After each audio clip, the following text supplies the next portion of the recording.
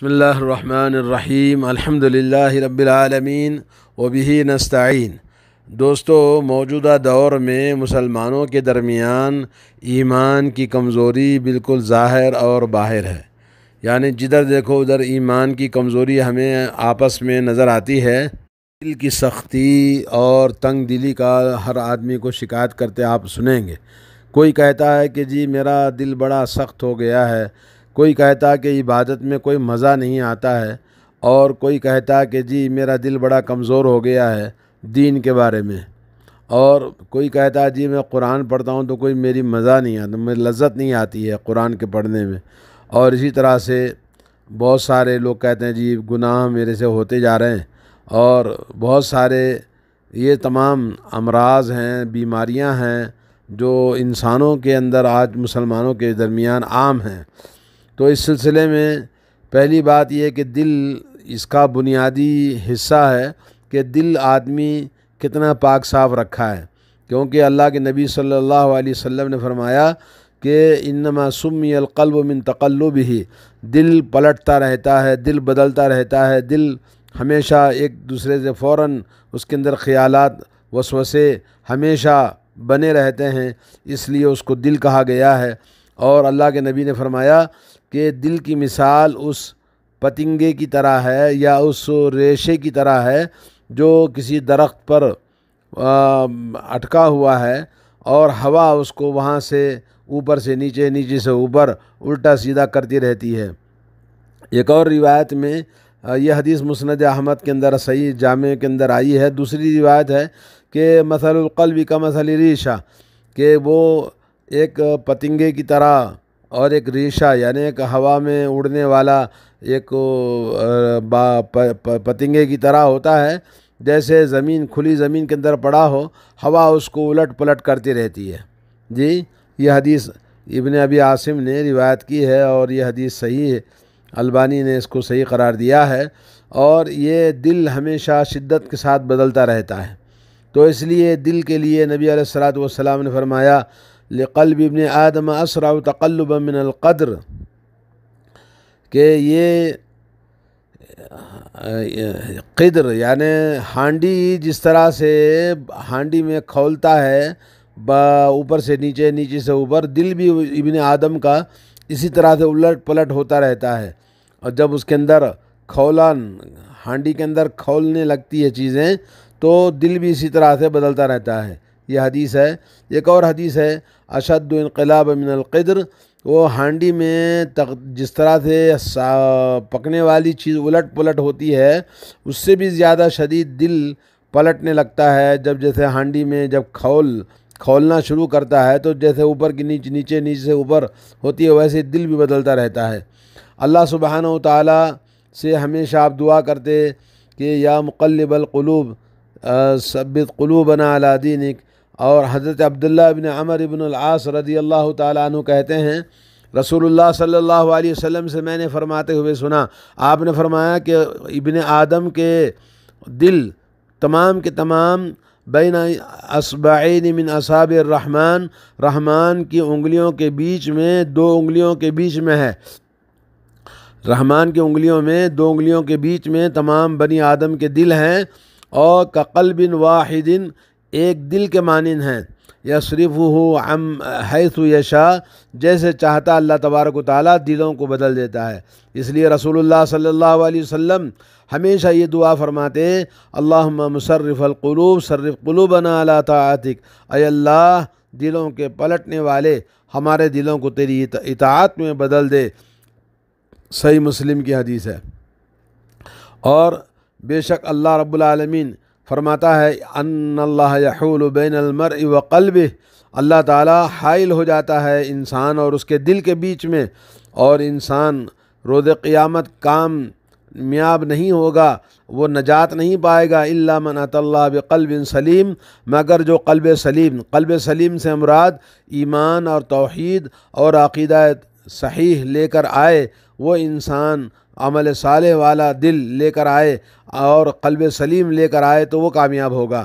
اور فویل للقاسد قلوبہم من ذکر اللہ، اللہ تعالیٰ فرماتے ہیں کہ ہلاکت ہے، بربادی ہے اور سنگ دلی ہے ان دلوں کے دلوں کے لیے جو دل اللہ کے ذکر سے خالی ہوں، اور جو دل اللہ کے ذکر سے خالی ہوتا ہے وہ ویران کھنڈر کی طرح ہوتا ہے۔ اور اللہ رب العالمین نے جنت کا وعدہ فرمایا، من خشی الرحمن بالغیب وجاء بقلب منیب، جو رحمان سے ڈرتا ہے غیب میں اور قلب منیب یعنی اللہ کی طرف پلٹ کر بار بار اللہ کی طرف آنے والا دل لے کر آئے تو وہ اس کے لیے جنت ہے۔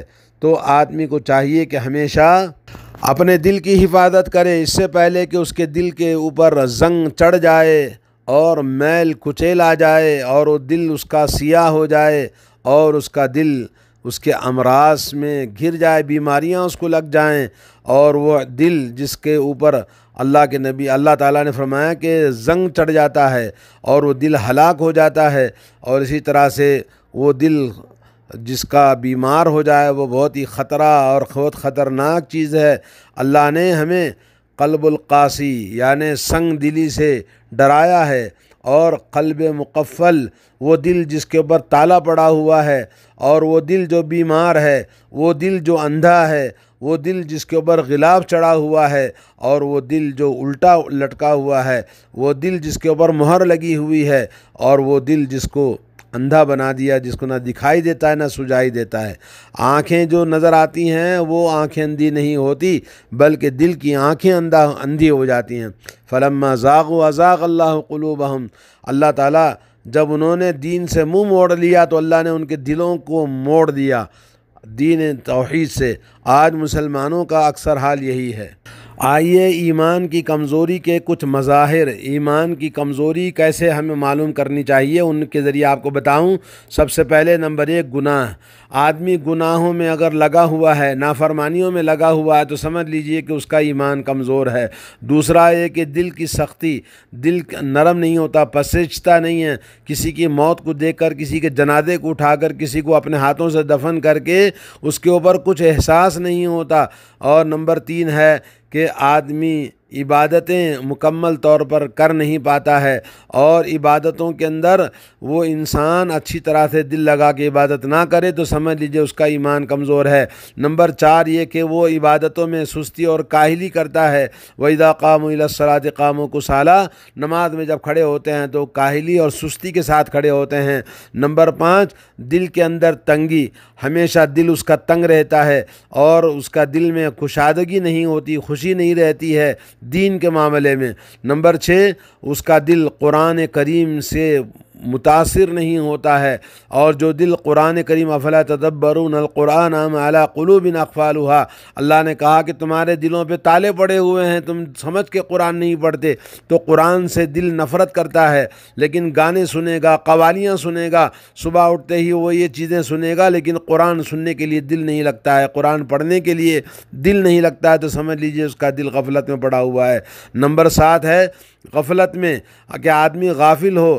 وَلَا تُطِيعْ مَنْ أَغْفَلْنَا قَلْبُهُ عَنْ ذِكْرِنَا وَاتَّبَعَ هَوَاهُ، اللہ نے فرمایا کہ آپ اس آدمی کی بات کو نہ مانیے جس کا دل غفلت میں پڑا ہوا ہے اور وہ خواہشات کا غلام ہے۔ اور نمبر 8 وہ انسان اللہ کے غضب سے ڈرتا نہیں ہے اور اللہ کے غضب کا اس کو احساس نہیں ہے۔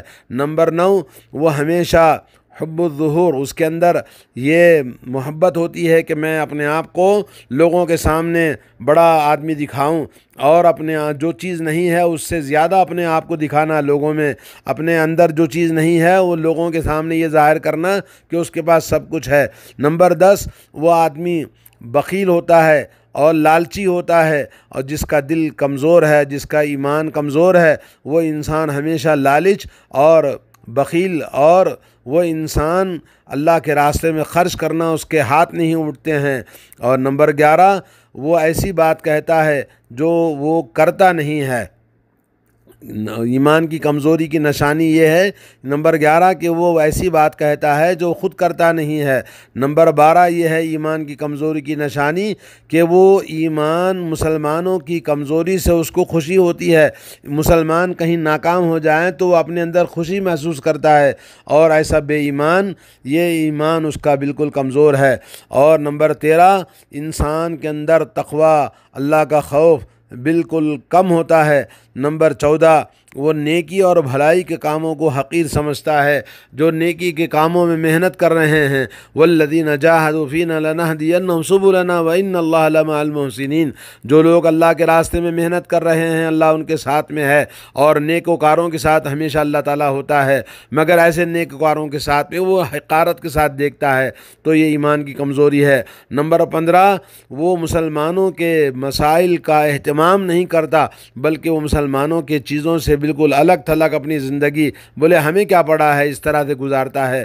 نمبر 16 یہ ایک انسان وہ آپس میں اخوت، بھائی چارگی اس کے اندر بہت کم ہوتی ہے، خود غرضی اور خود مفاد پرست انسان ہوتا ہے، اور وہ احساس کمتری کا شکار ہوتا ہے۔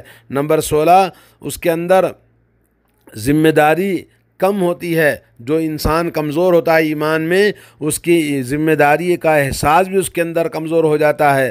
اور نمبر 18 یہ ہے کہ انسان جب کوئی مصیبت آتی ہے تو خوف زدہ ہو جاتا ہے، اور دہشت اپنے اندر پیدا کر لیتا ہے، اور ادھر ادھر اپنے خوف اور دہشت کو لوگوں کے سامنے بیان کرنا، شکایت کرنا، تھوڑی سی مصیبت بھی آتی ہے تو وہ شکایت کرنے والا خوف زدہ انسان بن جاتا ہے۔